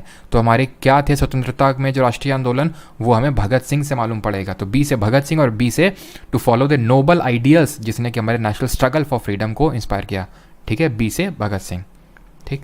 सी से, या फिर बी से आप बापू भी याद कर सकते हो, बापू से भी, यानी कि गांधी जी से भी। सी मतलब ये थर्ड ड्यूटी है, थर्ड मतलब इसमें 3 चीज़ें दी हुई हैं। क्या तीन चीज़ें दी हुई हैं? सॉवरेनिटी, यूनिटी और इंटेग्रिटी। जिसमें भी तीन चीज़ें दी हुई हैं मतलब वो article 51A sub clause C में है। यानी it this fundamental duty states that to uphold and protect the sovereignty, unity and integrity of country, यानी भारत की प्रभुता, एकता और अखंडता की रक्षा करना। यानी इसमें तीन चीज़ें दी हुई हैं। अब आते हैं 4 में, डी से हो गया डिफेंड, यानी कि to defend the country and render national service when called upon to do so, यानी कि देश की रक्षा करनी है जब भी उसकी ज़रूरत पड़ती है तो। क्लियर। अब आते हैं ई किसकी बात करता है? ई बात करता है इक्वालिटी की, या फिर ई का मतलब है पाँच से याद कर सकते हो। पी से पाँच, पी से प्रमोट, क्या करना है? Promote harmony and the spirit of common brotherhood, भाईचारा प्रमोट करना है। यही नहीं, इसमें एक और छोटी सी फंडामेंटल ड्यूटी लिखी हुई इसी के अंदर, to renounce practices derogatory to the dignity of women, यानी कि भारत के सभी लोगों में समरसता और समान भ्रातृत्व की भावना का निर्माण करना है और वो प्रैक्टिसेस को रिनाउंस करना है, त्यागना है जो डेरोगेटरी हैं विमेन की डिग्निटी से, कि भाई रिमार्क्स पास करना, गंदी हरकतें करना, ये सारे जो हमें हरकतें वो छोड़नी है। यानी ई से क्या हुआ? ई से कहीं ना कहीं इक्वालिटी याद कर सकते हो, क्योंकि अगर हम इक्वालिटी प्रमोट करेंगे, इक्वालिटी किसके बीच में? आपस में प्रमोट करेंगे तो ब्रदरहुड बढ़ेगा। ये सारे रिलीजियस, लिंग्विस्टिक, रीजनल और सेक्शनल डाइवर्सिटी के मामले हम करते रहते हैं ना, कि तुम नॉर्थ ईस्ट की हो, तुम साउथ इंडिया को, ये क्या हमारी डाइवर्सिटी है जिसको हमें प्राउडली लेना चाहिए। तो उसके बेसिस पे हम क्या करते हैं? असमानता क्रिएट करते हैं। तो हमें वो नहीं करनी, इक्वालिटी करनी है, plus equality between main and women भी करनी है। क्लियर हो गया। एफ से क्या है? To value preserve rich heritage of our composite culture, culture को प्रोटेक्ट करना है। कल्चर जैसे फॉर एग्जांपल हमारा जो मॉन्यूमेंट्स हो गए, जैसे फॉर एग्जांपल एफ से याद रख सकते हो फोर्ट, जो हमारे किले हैं, जैसे फॉर एग्जांपल रेड फोर्ट, वो हमारे क्या है? कल्चर है, हमारा हेरिटेज है, उसको हमें वैल्यू और प्रिजर्व करना है। जी से क्या है? जी से है ग्रीनरी। जब मैं बोलता हूँ ग्रीनरी तो दैट मीन कि एनवायरनमेंट, यानी कि to protect and improve the natural environment including forest, lakes, rivers, wild life and to have compassion for living creatures, यानी कि लिविंग क्रिएचर्स के लिए कंपैशन होना चाहिए। ऐसा नहीं कि सैल्मन भाई की तरह लेके निकले और काले हिरन को पेल दिए हैं, गाड़ी लेके निकले चढ़ा दिए किसी के ऊपर। तो कंपैशन होना चाहिए लिविंग क्रिएचर्स के लिए हमारे, ठीक है। तो ये खासकर सैल्मन भाई के लिए ऐड करी गई है, लेकिन माने नहीं सैल्मन भाई, ठीक है। तो प्राकृतिक पर्यावरण की रक्षा और उसका संवर्धन करना और वैज्ञानिक दृष्टि, ये तो हो गया, ठीक है, ये हमने पढ़ लिया 7 तक। और ये आपका हमारा डीपीएसपी भी एक था, इसी वजह से वहाँ पे क्वेश्चन आया था कि इनमें से क्या डीपीएसपी भी, एफडी भी है, तो ये चीज़ था आपका, ठीक है। इसके बाद आते हैं एच से हो गया आपका to develop the scientific temper, humanism and the spirit of inquiry and reform. H से हो गया आपका ह्यूमनिज्म होना चाहिए, यानी कि इंसानियत नाम की चीज़ होनी चाहिए, इंसानियत होनी चाहिए, लेकिन एकदम लोलू बन के नहीं रहना है आपको। इंसानियत तो रखनी है दूसरों के लिए, लेकिन एकदम ही लोलू भी नहीं हो जाना है, यानी कि आपको साइंटिफिक टेम्पर भी डेवलप करना है। To develop scientific temper, humanism and the spirit of inquiry and reform, inquiry and reform की स्पिरिट रखनी है। ऐसा नहीं कि हमने बोला कि जाके बलि चढ़ा दो अपने दोस्तों की और तुम्हारा सिलेक्शन हो जाएगा तो बलि चढ़ाने चले, ठीक है। You should have a scientific temper and the spirit of inquiry and reform, हर चीज़ को आप क्वेश्चन कर सकें, उसकी अपने हमें समझ होनी चाहिए। ऐसा नहीं जो बोला सो मान लिया, सो कर दिया। To safeguard public property and to abjure violence, ये हमारा आई से है to safeguard public property and to abjure violence. I से क्या लगता है? I an eye for an eye will make the whole world blind, ऐसा बोला था गांधी जी ने। An eye for an eye will make the whole world blind, है कि अगर किसी ने तुमको आंख दिखाई तुम भी उसको आंख दिखाओगे तो ऐसे तो पूरा दुनिया, हमारा पूरी विश्व अंधी हो जाएगी। यानी कि आई किसकी बात करता है? नॉन वायलेंस की, यानी कि हमें वायलेंस नहीं करना है। याद हो गया? To safeguard public property and to abjure violence, I किसकी बात करता है? आई से क्या होना चाहिए कि गांधी जी ने बोला था an eye for an eye will make the whole world blind, यानी आंख नहीं दिखानी, आंख दिखाता है, ठीक है। तो गांधी जी ने बोला था ये, और गांधी जी किसके वो थे? नॉन वायलेंस के, तो यानी वायलेंस नहीं करना है, पब्लिक प्रॉपर्टी को बचा के रखना है, ठीक है। एंड लास्ट तो नहीं है, सेकंड लास्ट है जे से आपका ये क्या? To strive toward excellence in all spheres of individual and collective activity so that the nation constantly rises to higher levels of endeavour and achievement, यानी कि व्यक्तिगत एवं सामूहिक गतिविधियों के सभी क्षेत्रों में उत्कृष्ट और बढ़ने की सतत प्रयास करना है, यानी कि बढ़ते जाना। अब इसको याद कैसे रखेंगे? जड्डू से याद रखेंगे। जड्डू मतलब जडेजा से याद रखेंगे। जडेजा क्या है? ऑलराउंडर हैं, बैटिंग भी अच्छी करते हैं, बॉलिंग भी अच्छी करते हैं, फील्डिंग भी अच्छी करते हैं, सब बल्ला भी बहुत अच्छा से घुमाते हैं, सारा काम बहुत अच्छा से करते हैं, यानी कि वो सारे स्फीयर में एक्सीलेंट हैं। To strive toward excellence in all sphere of individual and collective activity. Team player की तरह बहुत अच्छा खेलते हैं, इंडिविजुअली बहुत अच्छा खेलते हैं, जब टीम की जरूरत पड़ती है तो भी, और इंडिविजुअल रिकॉर्ड भी बहुत अच्छे हैं। तो जडेजा की तरह बनना है, जैसे जडेजा जैसे, to strive toward excellence in all spheres of individual and collective activity. आखिरी है हमारी 51A सब क्लॉज के, ये तो आपको बताने की ज़रूरत नहीं है। ये क्या है, ये गार्जियंस को ड्यूटी दी गई है कि अपने 6 से 14 साल तक के बच्चों को क्या करें, एजुकेशन प्रोवाइड करवाएं, एजुकेशन प्रोवाइड करें। यही लिखा हुआ है, माता पिता या संरक्षक द्वारा 6 से 14 वर्ष के बच्चों हेतु प्राथमिक शिक्षा प्रदान करना। 86th अमेंडमेंट से इसको डीपीएसपी को ऐड किया गया था, जो कि हुआ था 2002 में। ठीक है, this was added through 86th amendment of 2002। याद हुआ कि नहीं हुआ बताओ मुझे, कैसा लगा डीपीए ट्रिक?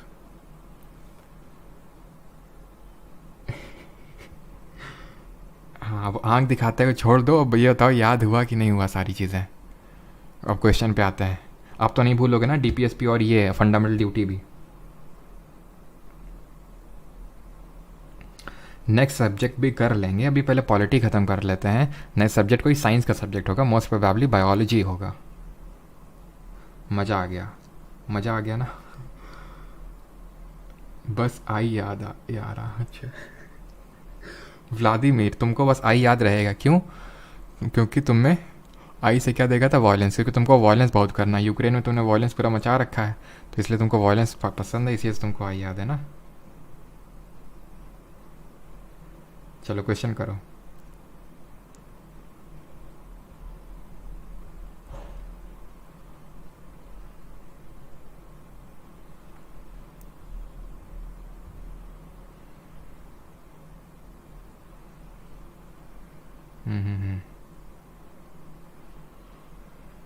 चलो जल्दी से, how many fundamental duties are set up are set out in part 4A of the constitution. कितनी फंडामेंटल ड्यूटी है? 11 है। ठीक है, 42nd अमेंडमेंट से 10 हुई थी। Which article in the Indian constitution states about fundamental duty. कौन सा आर्टिकल है जो मौलिक कर्तव्यों के बारे में बात करता है? तो ये हमारा आर्टिकल नंबर 51A अनुच्छेद 51 का। ठीक है, फिर बात करें article number 3, which of the amendment of the constitution of India added a new fundamental duty under article 51A। किसने ऐड किया था? तो 86th अमेंडमेंट 2002 ने ऐड करी थी 51A सब क्लॉज के। Fourth, fundamental duties were added in the constitution of India under the leadership of which prime minister of India. किसके leadership में ऐड हुई थी हमारी फंडामेंटल ड्यूटीज़, मौलिक कर्तव्य? तो ये थी हमारी इंदिरा गांधी जी। 42nd और 44th अमेंडमेंट जब राइट टू प्रॉपर्टी हटा था तब कौन पीएम थे, जल्दी से बताइए। Fundamental duties are address to the dash. तो मौलिक कर्तव्य किसको संबोधित करते हैं? सरकार को, लेजिस्लेचर को, स्टेट को, सिटीजन्स को। तो ये नागरिकों को दी गई है। और याद रखिएगा जो फंडामेंटल ड्यूटीज़ हैं are only applicable to citizens, are only applicable to Indian citizens and not to foreigners. To only, मतलब ओनली तो लिखा हुआ है, टू इंडियन सिटीजन्स, यानी फॉरेनर्स के लिए लागू नहीं होती हैं, फॉरेनर्स के लिए ड्यूटीज़ लागू नहीं है। 6th, fundamental duties have dash social and economic significance. मौलिक कर्तव्यों का डैश सामाजिक और आर्थिक महत्व है। एथिकल, हिस्टोरिकल, रिलीजियस या फिर पॉलिटिकल। तो फंडामेंटल ड्यूटीज़ सोशल हैं, इकोनॉमिक हैं और एथिकल है। यानी एथिकल कैसे कि हमें स्पिरिट ऑफ ह्यूमनिज्म डेवलप करनी है और हमें लिविंग क्रिएचर्स के प्रति उदारदायी होना है। तो ये एथिकल है, एथिकल भी हमें बनना है। ठीक है, तो ऑप्शन नंबर ए एथिकल होगा इसका आंसर। ये क्वेश्चन आपके सीपीओ जो पिछला वाला सीपीओ एग्जाम था उसमें पूछा गया था, याद रखिएगा। एथिकल, सोशल और इकोनॉमिक सिग्निफिकेंस की बात करता है। ठीक है, which part of the constitution of India reflects the fundamental duties. तो ये हमारा फंडामेंटल ड्यूटीज़ को रिफ्लेक्ट करता है पार्ट नंबर 4A। बाकी पार्ट हम देखेंगे जब आगे बढ़ते जाएंगे। To safeguard public property and to observe violence is a dash in the Indian constitution. तो अभी यार फंडामेंटल ड्यूटी कर रहे हैं तो वही होगी, ऑब्वियस सी बात है। कौन से उसमें जरा बताइए? पब्लिक प्रॉपर्टी सेव करनी है, वायलेंस नहीं करना है। An eye for an eye will make the whole world blind I. ठीक है, which of the following is not mention in the Indian constitution as a fundamental duty. इनमें से कौन सा एज अ फंडामेंटल ड्यूटी मौलिक कर्तव्य mention नहीं है? बड़ों का सम्मान करना, सद्भाव का बढ़ावा देना, सार्वजनिक संपत्ति की सुरक्षा करना, फिर देश की रक्षा करना। To defend the country, D से डिफेंड, डी से आर्टिकल 51A। पब्लिक प्रॉपर्टी को सेफ गार्ड करना है, I. To promote harmony, H से हारमनी। ठीक है, हारमनी प्रमोट करना है और हारमनी प्रमोट करते करते, भाईचारा करते करते, ऐसा नहीं एकदम लल्लू टाइप बन गए, साइंटिफिक टेम्पर भी रखना है। ठीक है, टू रिस्पेक्ट एल्डर्स, इस तरह की कोई ड्यूटी नहीं है। टू रिस्पेक्ट एल्डर हो गया, टू पे टैक्सेस हो गया। ठीक है, टू पे टैक्सेस या फिर टू वोट हो गया, ये एक फंडामेंटल ड्यूटी नहीं है, याद रखना, ये क्वेश्चन में देता है इसलिए मैं बता रहा हूँ, ठीक है, कि ये दे देगा और पूछेगा फंडामेंटल ड्यूटी है कि नहीं। According to article 51A sub clause A of the constitution of India, it shall be the duty of the Indian citizen to abide by the dash and respect its ideal and institutions. तो हमें respect करना constitution और उसके ideal और institution जैसे कि UPSC, election commission of India, ठीक है, national commission for ACs, finance commission, CAG, ये सब क्या है उसके इंस्टीट्यूशंस हैं, कॉन्स्टिट्यूशनल इंस्टीट्यूशन, उनका कोई आर्टिकल मेंशन है कॉन्स्टिट्यूशन में, राइट, ठीक है। तो ये है आपका 11th नंबर है, which of the following fundamental duty provision is similar to article 21A। इनमें से कौन सा मौलिक कर्तव्य का प्रावधान अनुच्छेद 21 का के एक समान है? 51A sub clause I KH J। कितने अच्छे से उसने पूछा है। तो अब ये आसान है क्योंकि हमें पता है कि आखिरी वाला जो फंडामेंटल ड्यूटी है 11वां वाला, वो बात करता है 6 से 14 साल तक के बच्चों को एजुकेशन की, और आर्टिकल 20A भी 6 to 14 ईयर्स वाले चाइल्ड को एजुकेशन की बात करता है। तो दोनों एक तरह से सिमिलर है। आई अगेन वायलेंस नहीं करना है, पब्लिक प्रॉपर्टी को बचा के रखना है। एच हारमोनी को प्रमोट करना है, साइंटिफिक टेम्पर रखना है। जे से जड्डू यानी जडेजा यानी कि to strive for excellence in all sphere of individual and collective responsibility. 12th, which of the following fundamental duty provision has laid down that all Indians need to show respect to Indian flag and Indian national anthem? National flag को respect करना है, national anthem को respect करना है। Article 51A sub clause ए से anthem, ठीक है, ए से एंथम। अगला है 13th, I think second last question होगा, I think, which of the following है similarity article 29(1) of the universal declaration of human right which state everyone has duties to the community in which alone the free and full development of his personality is possible। तो यानी duty यानी fundamental duty आसान सा है, option number D, ठीक है। Which of the following is not a fundamental duty, आखिरी question करिए और फिर बाकी के जितने क्वेश्चन रहेंगे पीपीटी में आपको मिल जाएंगे, आपको करना है अटैम्प्ट खुद से, ठीक है। इसमें से कौन सी मौलिक कर्तव्य नहीं है? टू प्रोटेक्ट नेचुरल एनवायरनमेंट, बिल्कुल है। कौन सा है बताइए जल्दी से? जी मतलब ग्रीनरी मतलब एनवायरनमेंट, तो article 51A sub clause G. To abide by the constitution, A से अबाइड, ए से 51A, ठीक है, abide by the constitution, respect its national flag and national anthem. To cast vote, देखिए वही जो मैंने बोला था वही यहाँ पे पूछ लिया, to cast vote is not a fundamental duty. To upload नहीं होगा, अपहोल्ड होगा, ठीक है, uphold and protect the unity integrity of India, ठीक है।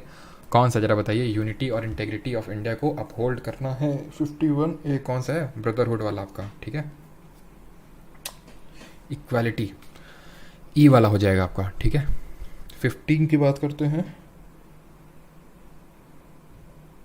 चलिए आखिरी क्वेश्चन कर लीजिए और फिर इसके बाद जितने क्वेश्चन होंगे आपको खुद से करने हैं। 42nd amendment of act 1976 as introduced by the dash the chapter of fundamental duties of citizen was incorporated in the constitution. कौन से कमेटी की सिफारिश से? तो आंसर होगा सरदार स्वरण सिंह कमेटी। बलवंत राय मेहता हम पंचायत में पढ़ेंगे, इसने 3 टियर पंचायती राज सिस्टम को रिकमेंड किया था। अब जितने क्वेश्चन है, एक ही क्वेश्चन है, चलो कर ही लेते हैं।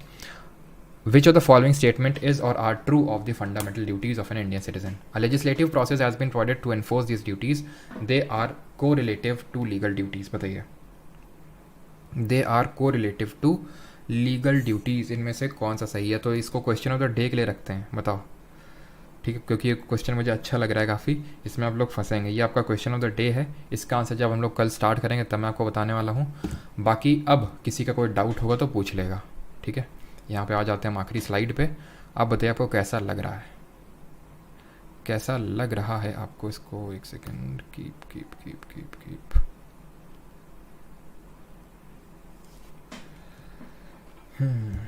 और ये काफ़ी लोग पूछते रहते हैं, ठीक है। 30 मिनट्स तक अभी यहाँ पे रहेगा, फिर आपका ऐप में इसका रिकॉर्डिंग अपलोड हो जाता है, बिकॉज ये पेड बैच की लाइव स्ट्रीमिंग यहाँ पे चल रही है, ठीक है। और नोट्स भी वहाँ पे आपको मिल जाते हैं। बाकी कल क्विज़ हुई थी, क्विज़ में जो कल हुई थी आई थिंक 55 क्वेश्चंस की हुई थी क्विज़, जो पूरे वीक में हम लोगों ने पढ़ा था। किसने कितना स्कोर किया वो ही बताइए जल्दी से। और यहाँ पर एक मैं नंबर दे दूँगा, अगर किसी कोई डाउट होगा। पहली बात तो आप वीडियोज़ देख लीजिएगा पीछे वाले, ठीक है। आप परमार अकेडमी ऐप को इंस्टॉल कर सकते हैं, और अगर किसी को वेबसाइट में से चीज़ें करनी है तो www.parmaracademy.in करके है, जिसका लिंक डिस्क्रिप्शन में मिल जाएगा, शायद नहीं मिलेगा तो मैं डाल दूंगा। Parmar academy app Google play store पर सर्च कर सकते हैं, 50,000 से ऊपर डाउनलोड्स होंगे। और parmaracademy.in वेबसाइट है। नहीं तो मैं नंबर 1 है, वो नंबर मेरा नहीं है और उस पर कॉलिंग नहीं होगी, उसमें व्हाट्सएप कर सकते हैं। और ऐसा तुरंत रिप्लाई एक्सपेक्ट मत करिएगा, ठीक है। आपको रिप्लाई मिल सकता है, कोशिश यही करी जाएगी। ठीक है, नंबर है 63072864228। ठीक है, 63072864228। अगर कुछ वैसी जानकारी होती है जो आपको यहाँ पे मैंने नहीं दी है, वो अगर आपको लेनी हो तो इस नंबर पे व्हाट्सएप करके आप ले सकते हैं। This is not my number. ठीक है, तो आर्टिकल 55 में कितना स्कोर किया?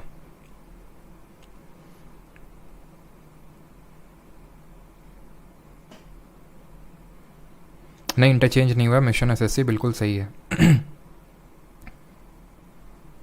सर एक बार डायलॉग, कौन सा डायलॉग? पॉलिटी भाई कितने दिन चलेगी? मतलब चल रही है अपने पेस पे, तकरीबन अब लग जाएगा। अब देख लो किस पेस से हम लोग चल रहे हैं। मैं तो अपने साइड से पूरा पेस लेके चल रहा हूँ, नहीं तो मैं करवाता तो एक अलग से डीपीएसपी का एक दिन अलग से लेक्चर रखता, एक दिन फंडामेंटल ड्यूटी का अलग से रखता। ठीक है, कल हम लोग करेंगे। कल क्या करेंगे वो भी देख लेते हैं। कल हम लोग करने वाले हैं प्रेसिडेंट और वाइस प्रेसिडेंट, राष्ट्रपति और उपराष्ट्रपति। ठीक है, यूनियन एग्जीक्यूटिव कल हम लोग स्टार्ट करेंगे। ठीक है, ये टॉपिक हम लोग कल 2 टॉपिक करने वाले हैं। जे वाला अगेन, जे से भाई जडेजा। जडेजा जी हमारे सारे उसमें एकदम एक्सीलेंट हैं। बैटिंग, फील्डिंग, इंडिविजुअल लेवल पे भी, कलेक्टिव लेवल पे भी, टीम के तौर पे भी अच्छा परफॉर्म करते हैं। यानी कि to strive toward excellence in all sphere of individual and collective responsibility.